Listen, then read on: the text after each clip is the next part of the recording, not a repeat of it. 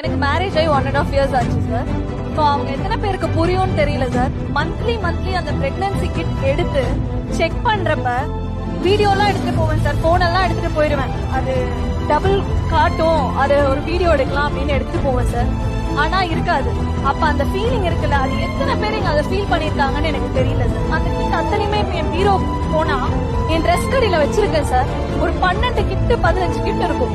So அதை பாக்குறப்ப ஒவ்வொரு கிட்லயும் அந்த ஒரு லைன் இருக்கும். அது பாக்குறப்ப அவ்வளவு கன்ஃபியூஷன். அது எத்தனை பேருக்கு இங்க புரிஞ்சிருக்குன்னு எனக்கு தெரியல. அது நேச்சரா ஒரு நடக்கிற ஒரு ப்ராசஸ். அது ஒரு லவ்வால 2 பேருக்கும் உள்ள அண்டர்ஸ்டாண்டிங்கால நடக்கிற ஒரு விஷயம்.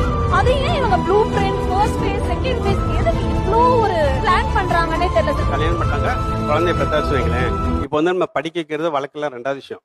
ஒருவேளை குழந்தை பிறந்து 1 வருஷமோ 2 வருஷத்துலயோ அவங்களுக்கு புரிதல் இல்லைன்னு வச்சுக்கோங்களேன், அவங்க வாழ்க்கை ஃபுல்லா நரகமா தான் இருக்கும். Download ShareChat.